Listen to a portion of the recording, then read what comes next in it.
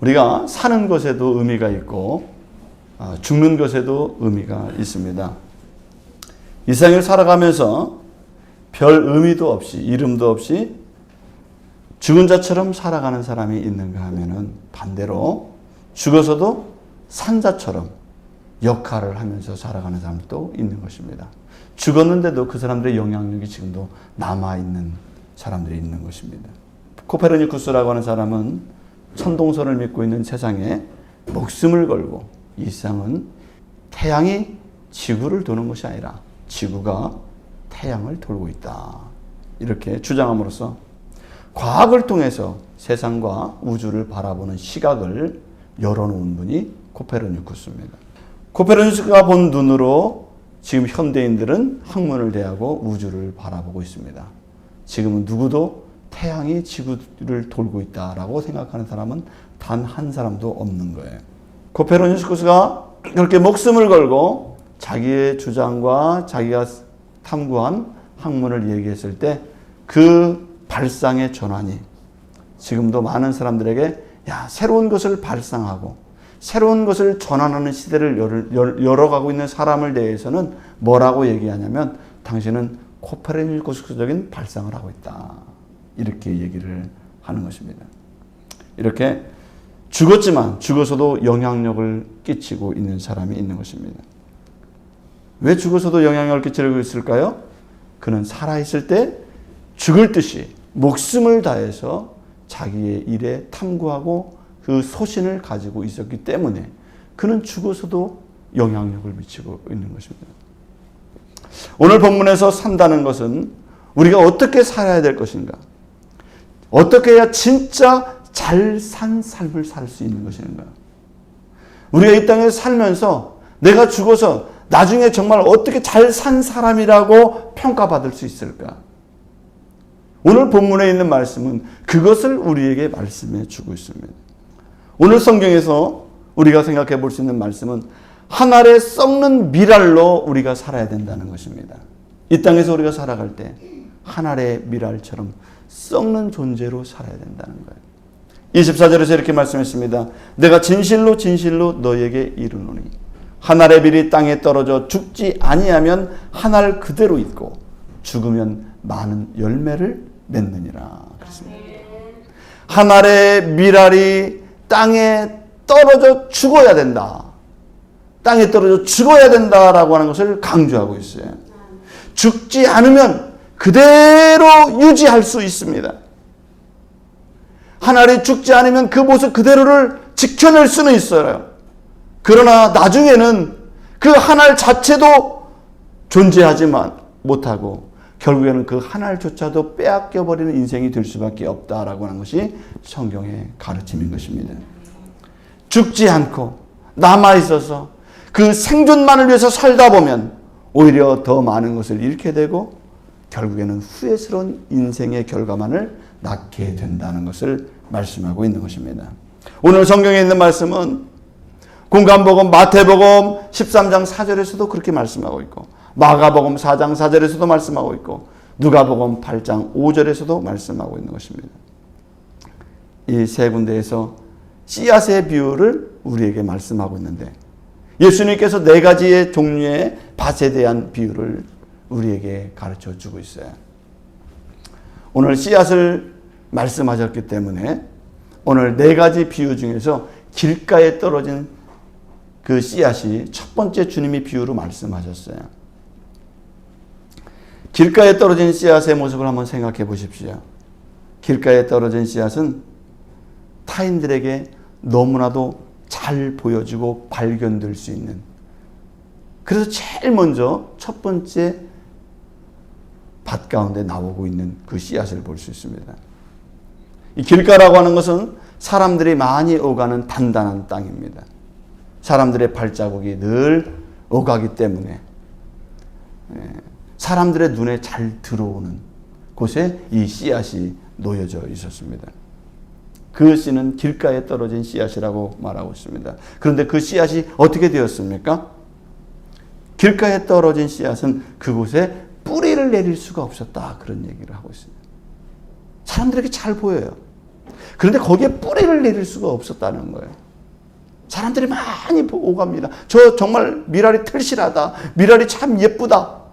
미랄이 괜찮다라고 하지만 이 미랄의 역할인 뿌리를 내려야 되는데 뿌리를 내릴 수가 없다는 거예요. 오히려 더 많은 사람들이 오가면서 그 땅을 더 밟고 그래서 더 단단해지는 것입니다. 길은 더 이상 밭의 역할을 할 수가 없었어요. 사실은 그곳은 길가라고 하는 것은 뿌리를 내릴 수가 없기 때문에 씨앗이 거기에 뿌려진다는 것 자체가 잘못된 결정이었던 것입니다. 흙 속에 들어갈 수 없었던 씨앗은 썩지 않고 생긴 모습 그대로 노출되어 있었던 것입니다. 처음에는 잘 보여서 좋았겠죠. 그런데 시간이 가면서 이 씨앗은 변화도 없고 발전도 없고 성장도 일어나지 않는다는 거예요. 사람들에게 노출되어서 인정받는 것 같고 좋은 듯 했지만 길가의 씨앗은 하나의 그 이상의 역할 외에는 아무것도 할 수 없었다는 거예요.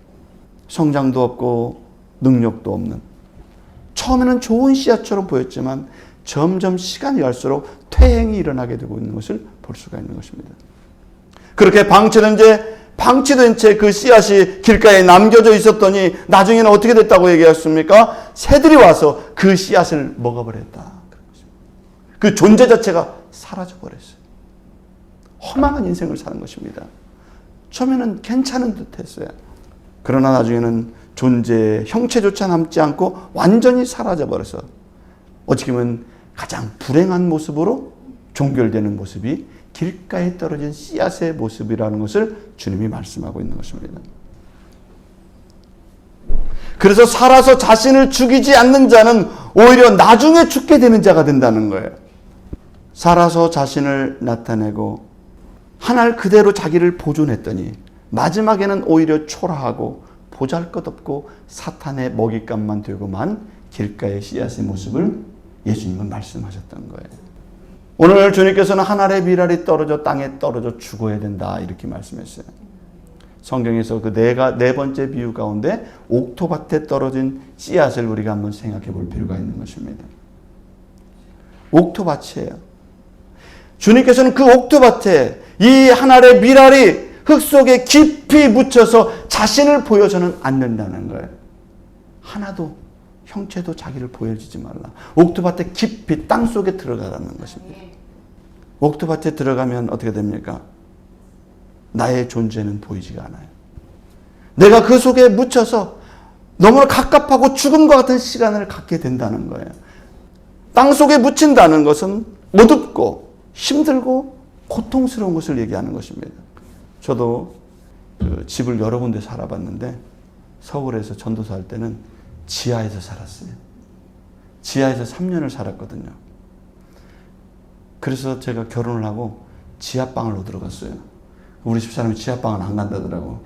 나는 지하방을 살았기 때문에 지하가 아주 그냥 이렇게 됐는데, 근데 지하방에 살면요 사람이 아침에 일어나면 기압이 탁 눌려서 그런지 등짝이 안 떨어져 자꾸.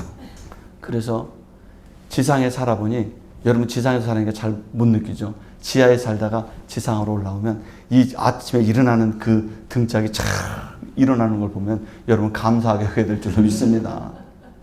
깊은 지하에 살면요 등이 안 떨어져요. 사실 옥토밭의 특징은 나의 존재가 보이지 않고 땅 속에 묻혀서 어둡고 힘들고 고통스러운 시간을 보내야 된다는 거예요. 사람들이 나를 알아주지 않습니다. 내 존재를 자랑하거나 내세울 수 있는 기회가 주어지지가 않아요. 보이지 않기 때문에. 그 생활이 힘들고 암울하기까지 합니다. 그래서 사람들은 믿음을 가졌다 할지라도, 세상에 많은 사람들은 그곳이 아무리 좋은 곳이라도 내가 흙 속에 들어가야 산다면 나는 그런 일을 안 한다는 거예요. 너무 힘들어요. 너무 어두워요. 그 흙 속에 들어가면 많은 열매를 맺을 수 있다는 사실을 알지만 그 속에 들어가고 싶지 않아요. 그 속에 들어가면 생명이 발화하고 그리고 아름다운 꽃이 나중에 피게 될 걸 알지만 그 속에 안 들어가려고 해요. 여러분 왜 그 암울한 곳에 들어가지 않습니까? 알면서도 안 들어가는 거예요. 성경에서는 우리에게 말씀합니다. 잠시 받는 환난 때문에 지극히 견뎌야 되는 그 극복의 시간을 잘 견뎌야만이 아름다운 열매를 맺을 수 있다고 성경에서 말씀하고 있는 줄 믿습니다. 그래서 우리는 그것을 포기하면 안 돼요. 땅속에 들어가고 어둡고 힘들고 고통스러운 시간이지만 이 시간을 잘 견뎌내야만이 아름다운 꽃과 열매를 맺을 수 있게 되는 줄로 믿습니다. 환난이라고 하는 것은, 고통이라는 것은 잠시라는 것을 우리가 꼭 기억해야 될 줄로 믿습니다. 고린도서 4장 17절에서 말씀했어요. 우리가 잠시 받는 환난에 경한 것이 지극히 크고 영원한 영광에 중한 것을 우리에게 이루게 함이니 그랬습니다. 성경에서는 우리에게 말씀했어요. 잠시 받는 환난에 경한 것이라고 해서 가볍다는 거예요. 사실 주님이 볼 때는. 그런데 영원한 영광에 중한 것, 영원한 영광은 정말로 대단한 것이라는 거예요. 여러분들이 받고 있는 이 환난은 사실 주님이 볼 때는 가벼운 거라는 거예요. 그런데 그 가벼운 것들도 못 견딘다는 거예요. 사람이 고난을 당하면 어떻습니까? 그 극심한 이 고난을, 자기가 닥치는 이 고난은 극심하다고 생각해요. 그 스트레스가 너무 심합니다. 내가 생각할 때 내가 닥치는 고난은 너무너무 길게 느껴져요. 너무 길게 느껴집니다. 사람들이 즐거운 시간을 보내면 그 시간이 얼마나 짧은지 몰라요. 그죠? 즐거운 일, 재밌는 일 있으면 그 시간이 행복하고 말이죠. 유쾌하고 막 코미디 같은 막 웃음이 막 나고 하다 보면은 그 시간은 짧게 지나가요.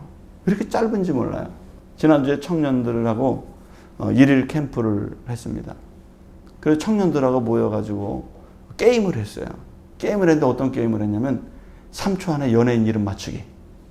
이 사진을 딱 보여주고 3초 안에 이름을 맞춰야 돼요. 3초 안에 못 맞추거나 틀리면은 모든 사람이 모여서 막 등짝을 막 두드리는 거예요. 그런데 3초 안에 연예인 이름 맞추는 게 나이가 들으니까 잘 생각이 안 나. 그래서 저는 등짝을 아예 맡겼습니다. 그 청년들하고 같이 이름을 맞추기 게임을 하고 하는데 얼마나 짧게 지나가 버렸는지 몰라요. 시간을 분명히 많은 시간을 했는데 그 시간이 마치 한 1분 정도 한 것 같아요. 재밌으니까, 즐거우니까 금방 지나가 버려요. 그런데 여러분들 생각해 보십시오. 정말 보기 싫은 사람과 한 공간에 있으면, 나에게 극심한 상처를 준 사람이 그 한 공간에 있을 때 그곳에서 한 3분 있어라고 하면요, 한 3일 동안 같이 있은 것처럼 느껴져요. 나에게 큰 고통을 안겨준 사람과 함께 있으면 그 공간도 싫고 시간도 흘러가지 않는 것 같고 멈춰던 듯이 그렇게 길게 느껴지는 것입니다. 하나님이 말씀하시는 거예요. 여러분들이 어둠과 고난의 시간을 당하고 있지만 하나님 볼 때 그 시간은 사실 짧은 시간이라고 말씀하고 있는 줄 믿습니다. 우리가 아픔이 깊기 때문에, 본인이 힘들기 때문에 그 시간이 길게 느껴지는 것일 뿐이지, 하나님 볼 때는 우리에게 감당할 수 있는 시험밖에 준 것이 아니고 우리가 그 시간을 잘 견디면 하나님께서 아름다운 열매를 맺게 하신다는 사실을 꼭 기억하기를 주의 이름으로 축원합니다. 땅 속에 있는 시간이, 그래서 씨앗은 길게 느껴지는 거예요. 여러분, 농부가 씨를 뿌리면 그 씨앗이 땅 속에 있는 시간이 많아요? 땅 속에서 올라와서 자라는 시간이 많습니까? 사실 알고 보면 땅 속에 들어있는 시간은 암울하고 어둡지만은 짧은 시간이에요. 나와서 새싹을 틔우고 자라고 꽃이 피고 열매 맺는 시간이 많은 것이지, 땅 속에 있는 들어가는 시간이 그게 뭐가 더 긴 시간이겠어요? 그런데 그 씨앗은 생각하기를 나에게 그 어둠의 시간은 가장 긴 시간이었다라고 얘기를 하는 거예요. 내 인생에서 가장 길었고 꽃 핀 것보다, 열매 맺은 것보다, 자란 것보다 더 긴 시간이 땅 속의 시간이었다라고 얘기를 할 거예요. 왜냐하면 그 시간이 힘들었기 때문에. 그런데 하나님은 말씀하십니다. 잠시 받는 환난에 경한 것이라고 말씀하고 있어요. 여러분, 우리는 이 잠시 받는 어려움과 고난을 잘 견뎌야만이 열매를 맺게 될 줄로 믿습니다. 고통의 시간이 없이 열매를 맺는 사람은 없어요. 고난을 잘 참았을 때 생명이 살아난 놀라운 축복이 30배, 60배, 100배의 결실을 얻게 될 줄로 믿습니다. 사랑하는 성도 여러분, 열매를 맺으려면 자신이 죽어야 되는 것입니다. 죽어야 많은 열매를 맺을 수가 있는 거예요. 고난의 시간, 어려움의 시간, 힘든 시간들, 주님을 바라보면서 잘 견디실 수 있기를 주의 이름으로 축원합니다. 우리는 무엇을 죽여야 될까요? 나의 육신의 생각을 죽이고 영적인 생각이 살아날 수 있기를 주의 이름으로 바랍니다. 내 육신의 생각, 내 교만, 내 자아, 내 마음속에 있는 탐욕과 이 불평과 불만과 이 비난과 나를 비판하는 이 모든 것들을 죽여야 될 줄로 믿습니다. 그래야 내가 살아날 수가 있는 거예요. 이걸 참고 억누르고 그것을 견디려고 하면 힘들지만은 그것을 견뎌야만이 여러분들이 새로운 생명의 삶을 살게 될 줄로 믿습니다. 내 마음속에 육신적인 욕망이 죽어야 믿음이 살아날 수가 있어요. 여러분들이 믿음을 가지려고 한다는 것은 내 자신을 죽이지 않고 내 욕망을 죽이지 않고는 믿음으로 살 수가 없는 거예요. 하나님을 향한 진실한 믿음이 살아나려면 내 육신에 있는 이 욕심과 욕망을 죽일 수 있기를 바랍니다. 내가 죽어야 주님이 살아나게 되고 주님이 나를 다스릴 수 있고 주님 안에서 귀한 인생의 열매를 맺게 될 줄로 믿습니다. 그래서 우리는 죽어야 되는 거예요. 죽여야 될 게 너무 많은 거예요. 그래서 주님께서 이 땅을 살아가면서 3명의 사람을 살리는 기적을 나타내셨습니다. 나사로가 나흘이 되어서 썩은 냄새가 났지만 주님께서 그에게 나사로야 나오너라 했을 때 나사로가 배로 동인 채 그가 무덤에서 나오게 되는 것을 성경에서 말씀하고 있는 것입니다. 죽었지만 주님은 죽은 영혼도 살려내는 줄로 믿습니다. 야이로의 딸이 죽었어요. 죽어서 슬피 울고 있습니다. 그러나 주님께서는 야이로의 딸을 일으키시는 줄로 믿습니다. 나인성 과부의 아들도 죽은 것 같지만 주님의 능력 안에서 다시 살아나는 역사가 일어나게 된 거예요. 여러분, 주님의 능력은 죽은 자도 살리시는 분인 줄로 믿습니다. 내가 좀 아프고 힘들고 고통스럽고 내 환경이 좀 열악해지고 내가 여러 가지 힘든 고비를 만날 때마다 우리는 주님이 어디 계신가? 내가 이렇게 힘들고 땅 속에 있는데 왜 이렇게 어둠 속에 있는데 주님은 안 계신가? 라고 우리는 내 시간이 너무나 고통이 길다고 말할 때가 있어요. 그러나 주님은 그 어둠 속에서 반드시 우리를 살려내시고 열매를 맺게 하신다는 사실을 꼭 기억하기를 주의 이름으로 축원합니다. 여러분, 우리는 주님을 위해서 내 자신을 죽여야 되는 거예요. 죽어야 열매를 맺을 수가 있습니다. 우리가 요한복음에 보면 옥합을 깨트린 여인이 있습니다. 그 여인은 자신의 그 재물조차 나도 한 건의 그 값비싼 300데나리온의 그 향유를 주님 앞에 드리고 그걸 깨트림으로 결국 그는 자기를 죽이는 삶이었어요. 자기의 그 옥합을 깨트려 버렸어요. 자기가 가장 소중하게 여기는 의제등을 깨트려 버렸습니다. 그랬더니 주님께서 말씀하셨어요. 복음이 전해지는 곳마다 이 여인의 행한 일도 전파되리라고 말씀하셨습니다. 사실 자기는 그것을 죽이는 거예요. 자기를 깨트리는 것입니다. 헌신하는 것입니다. 그런데 하나님께서는 그 일을 통해서 더 아름다운 열매를 맺게 하시는 위대한 일을 보게 하신 것을 성경을 통해서 우리에게 말씀하고 있는 줄로 믿습니다. 사랑하는 성도 여러분, 여러분 한 알에 죽어지는 미랄의 삶을 사시기를 주의 이름으로 축원합니다. 우리는 두 번째로 절대로 미랄 안에만 갇혀 있으면 안 된다는 거예요. 여러분들이 한 알의 미랄을 지키기 위해서 살아간다면 그 한 알도 지키지 못하고 끝나버리고 말 거예요. 여러분은 하나의 그 인생을 지키기 위해 산다면 여러분들은 아무런 의미 없는 인생을 살고 말 것입니다.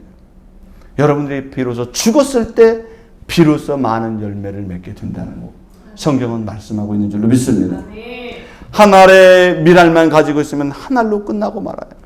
그래서 우리는 자기 안에 갇혀서 자기만 사랑하는 사람이 되어서는 안 된다는 거예요. 자기만 사랑하는 사람이 되면 안 돼요. 25절에서 이렇게 말씀했습니다. 자기의 생명을 사랑하는 자는 잃어버릴 것이요 이 세상에서 자기의 생명을 미워하는 자는 영생하도록 보존하리라. 자기만을 사랑하는 사람은 어떤 현상이 벌어집니까? 여러분 사랑을 하면은요 놓아주지 않으려는 경향이 있어요. 사랑을 하면요 그것을 지키려고 하는 그러한 자기 뜻대로 하려고 하는 그런 경향이 우리 속에서 자꾸 나타나요. 그것이 지키려고 하고 자기 것 소유를 만들려고 그러고 그런 경향이 자꾸 나타나는 것이 뭐냐면은 그것이 잘못된 현상으로 나타나는 것이 우리 일상에서 보면 스토커라는 사람들이 있어요. 스토커들은요 자신이 좋아하고 사랑하잖아요. 자기 방식대로 사랑하려고 그래요. 자기 방식대로. 사랑한다고 하면서 좋아한다고 하면서 그 사람을 괴롭혀요. 좋아한다고 하면서 계속 따라다니면서 상대방을 힘들게 해요. 정신적으로 상대방이 온갖 스트레스를 다 받게 만들어요. 그러면서도 말로 뭐라 그래요? 난 저 사람이 좋고 나는 저 사람이 너무 사랑스러워. 그래. 잘못된 사랑의 방법인 것입니다. 사람들은 대부분 사랑하면 자꾸 붙잡아 들으려고 하고 상대방을 옥죄어서 묶어두려고 하는 경향들이 있는 것입니다. 그런데 우리는 잘 알아야 됩니다. 사랑하기 때문에 역설적으로 잘 놓아주어야 되는 것입니다. 상대방의 방법대로 잘 자유할 수 있도록 놓아주는 것이 우리에게 필요한 줄로 믿습니다. 주님은 우리에게 말씀했어요. 진리를 알지니 진리가 너희를 자유케 하리라 이렇게 말씀했어요. 주님이 우리를 옥죄기 위해서 사랑한 게 아니에요. 주님께서 우리를 묶어두기 위해서 사랑한 게 아니에요.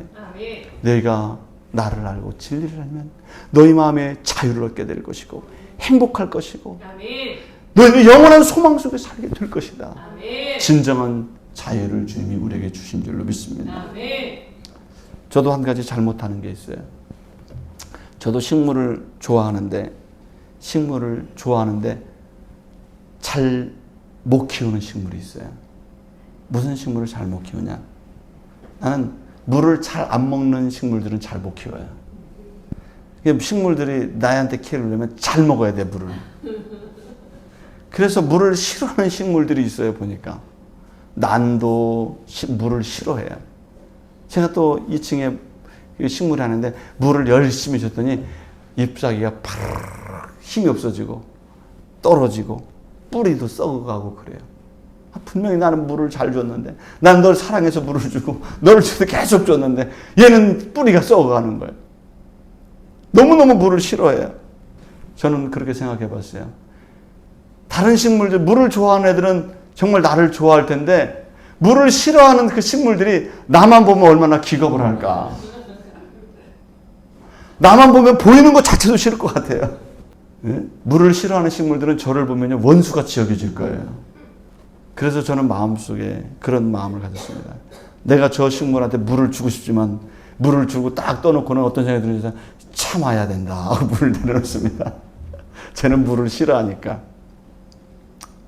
식물, 저 목마를 것 같아. 내가 물을 줘야지 하다가도 쟤는 물을 싫어하지.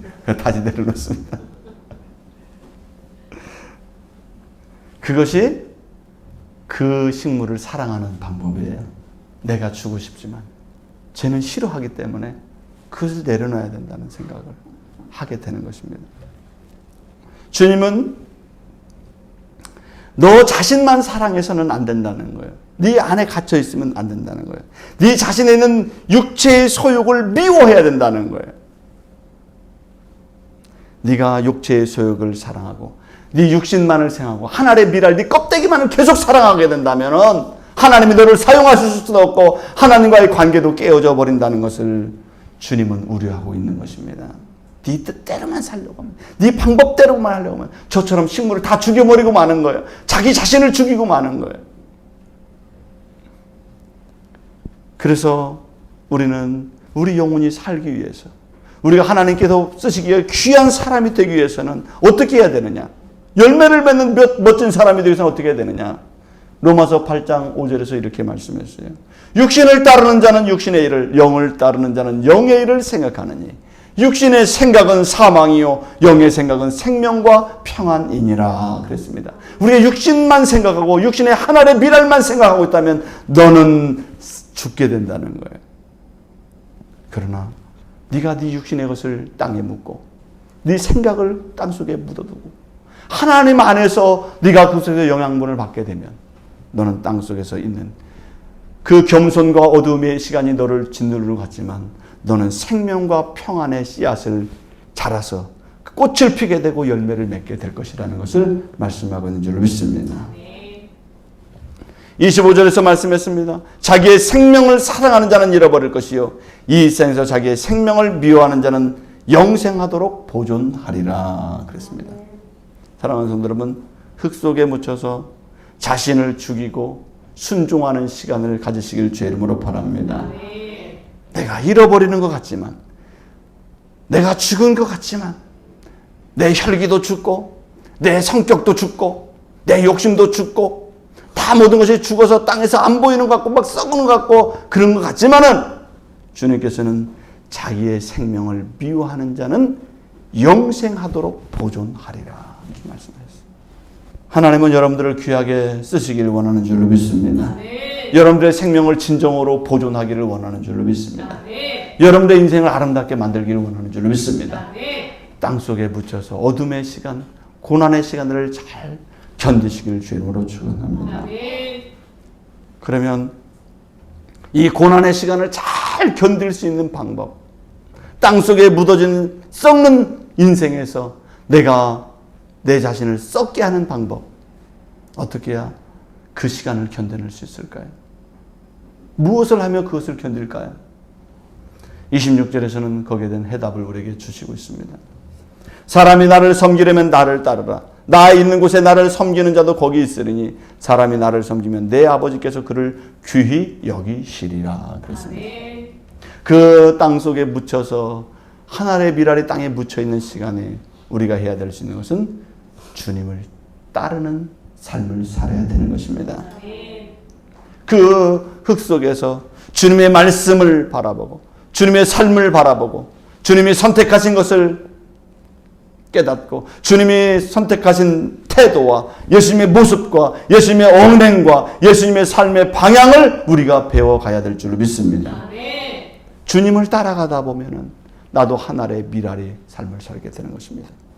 육신의 소욕을 묻어두고 그리고 그것을 다 묵혀서 썩어져서 진짜 영적인 새로운 삶을 꽃피게 할 수 있는 믿음의 인생을 다시 태어나게 할 수 있는 삶으로 인도함 받게 될 줄로 믿습니다. 주님을 따르려고 하면은 우리에게 분명한 목표가 있어야 돼요. 내가 이제부터는 주님을 따라야 되겠다. 나 올해는 정말 주님을 따라가는 삶을 살게.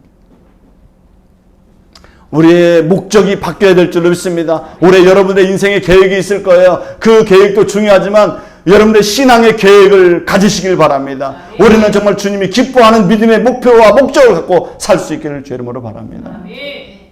표대가 없으면 우리 인간은 딴짓을 하게 되어 있어요.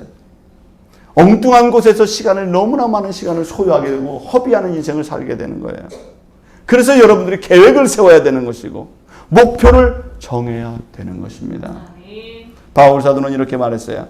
빌립보서 3장 14절에서 표대를 향하여 그리스도 예수 안에서 하나님이 위에서 부르신 부름의 상을 위하여 달려가노라. 바울 사도에게는 신앙의 목표가 있다고 얘기했습니다. 나는 신앙의 목표가 있다. 나는 그 부름의 상을 위해서 매일매일 계획하고 그것을 위해서 달려간다. 이렇게 얘기했습니다. 여러분, 주님을 닮아가는 사람, 주님의 말씀을 실현하는 삶을 위해서 여러분 이제는 육신의 소욕을 내려놓고 주님을 따르는 삶을 살아갈 때 그 흙 속에서 고난의 시간들을 잘 견뎌나갈 수 있게 되는 줄로 믿습니다. 그래야 여러분들이 주님을 바라봐야 육신의 정욕, 안목의 정욕, 이생의 자랑이라고 하는 그 유혹을 이겨나갈 수가 있는 거예요. 목표가 있기 때문에 이길 수가 있는 것입니다. 내가 할 목표가 있기 때문에 내 잘못된 삶을 다 내려놓고 달려갈 수 있게 될 줄로 믿습니다. 현재의 시간을 견딜 수가 있는 거예요. 목표가 있는 사람은 오늘을 견뎌갈 수 있습니다. 인생 목표를 향해 달려가는 사람은 지금 고난이 와도 그걸 이겨나가는 거예요. 그러나 목표가 없는 사람은 그 고난에 주저앉아 있게 돼요. 힘들어해요. 그것밖에 생각이 안 돼요. 목표가 없습니다. 오늘 우리 성도님들은 신앙의 목표를 가지고 이 어둠의 시간들을 잘 극복해 나가길 주의 이름으로 축원합니다. 두 번째, 우리는 땅속에 있으면서 그 시간을 견디려면 주님을 섬기라고 주님 말씀하고 있습니다. 섬김이라고 하는 것은 마음에서부터 존중하는 마음의 태도를 우리에게 말씀하고 있습니다. 섬기려면 우리를 낮춰야만이 섬길 수가 있는 거예요. 남들을 못 섬기고 주님을 못 섬기고 남들을 존중을 못하는 사람은 자기를 낮추지 못했기 때문에 그런 거예요. 자기를 낮추면 하나님을 섬길 수 있는 줄로 믿습니다. 다른 사람을 존중할 수 있는 줄로 믿습니다. 그래서 주님을 섬긴다고 하는 것은 주님 앞에서 나를 낮추는 삶을 의미하는 거예요. 내가 하늘의 미랄이 이 땅속에 묻혀진다는 것은 내 인간의 소욕을 죽이고 하나님을 잘 섬기겠다는 마음의 태도를 성경은 말씀하고 있는 줄 믿습니다. 그 섬김을 누구를 통해서 배워야 될까요? 예수님은 섬김이라고 하는 것을 이렇게 말씀하셨어요. 마태복음 20장 28절에서 이렇게 말씀했습니다. 인자가 온 것은 섬김을 받으러 함이 아니라 도리어 섬기려 하고 자기 목숨을 많은 사람의 대속물로 주려 함이니라고 그랬어요. 예수님 자체가 섬김을 받으려고 오신 분이 아니라 예수님은 섬기기 위해서 이 땅에 오셨다. 이렇게 말씀했어요. 예수님은 이 땅에서 섬기기 위해서 작정하셨어요. 섬긴다는 건 무엇입니까? 낮아지기로 작정하셨다는 거예요. 낮아지기로 작정하셨기 때문에 십자가에서 죽기까지 죄인의 몸을 입고 많은 사람의 비난을 받고 채찍을 맞고 가시관을 쓰고 못을 박힐 때까지 낮아질 수가 있었던 것입니다. 왜? 예수님에게는 목표가 있었어요. 죽어가는 영혼, 잃어버린 영혼을 살려야 된다는 구원의 분명한 목적을 갖고 있었기 때문에 그 십자가의 어둠과 같은 그 어둠의 시간들을 극복하고 견디고 참고 수많은 욕설과 학대와 침뱉음과 수많은 비난과 수치심을 다 당하고도 주님의 목적을 향해서 달려가는 예수님의 모습을 볼 수 있는 줄 믿습니다. 왜 그렇습니까? 예수님에게는 영혼을 살리고자 하는 분명한 목적이 있기 때문에 그래요. 주님은 이 땅에서 우리를 섬기기 위해서 왔다고 얘기했습니다. 이 세상에서 자녀들을 위해서 극심하게 뒷바라지하는 나라가 있는 두 나라가 있는데 그 두 나라가 유대인 부모들하고 한국의 부모들이라고 합니다. 얼마나 자녀들을 위해서 극심한 관심을 갖고 있는지 몰라요. 미국에서는 20살 이상이면 다 나가서 살아 그래요. 근데 한국은 언제까지 책임져요? 우리 어머니 지금도 전화 와요. 그냥 우리 어머니 이 잔소리 저 잔소리 하고 이제 84세가 되셨는데 나를 걱정하고 있어요. 나는 우리 어머니가 걱정되는데 84세가 됐는데 이제 쉬운 중반이 넘는 이 자식을 걱정한다 이 말이에요. 우리 한국의 부모님들은 이 자식에 대한 끈을 절대 안 놔요. 지금도 양육을 해요. 너는 어떻게 해라 어떻게 하라 어떻게 하라. 얼마나 관심이 많은지 몰라요. 그런데 이 유대인과 한국은 독특한 것이 있죠. 자녀를 위해서 희생을 많이 하는 부모들이다 보니까 나라가 갈수록 더 자녀 세대에 잘 돼야 안 돼요.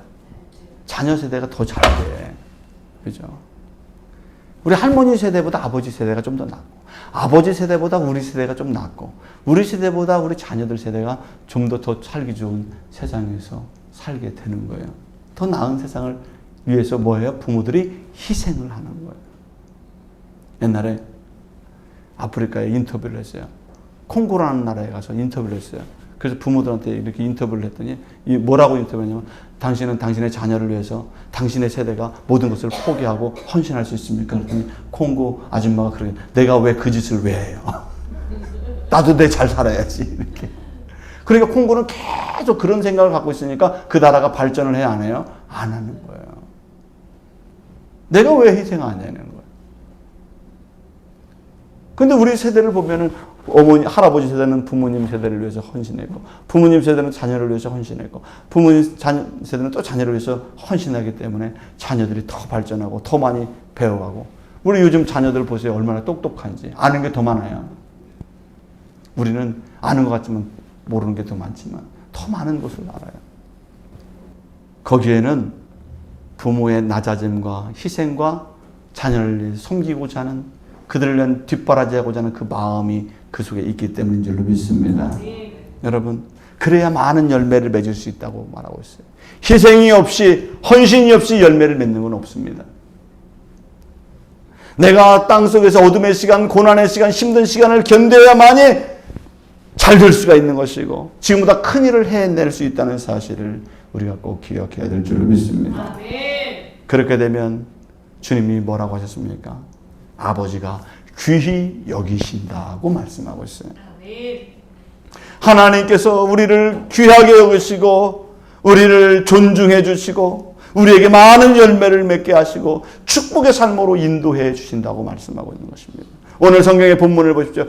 하늘의 비랄이 땅에 떨어져 죽으면 많은 열매를 맺지만 죽지 않으면 하늘 그대로 있게 된다고 말하고 있어요.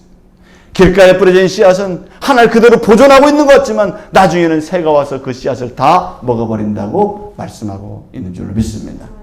주님은 옥토밭에 뿌려진 씨앗은 어둠 속에서 고난의 시간을 견디고 있지만은 그 시간은 잠시의 시간이다. 나중에는 싹이 날 것이고 자랄 것이고 꽃이 피고 열매를 맺게 되는 것이다. 하늘의 비랄로서 인생을 살아야 된다고 성경은 말씀하고 있는 것입니다.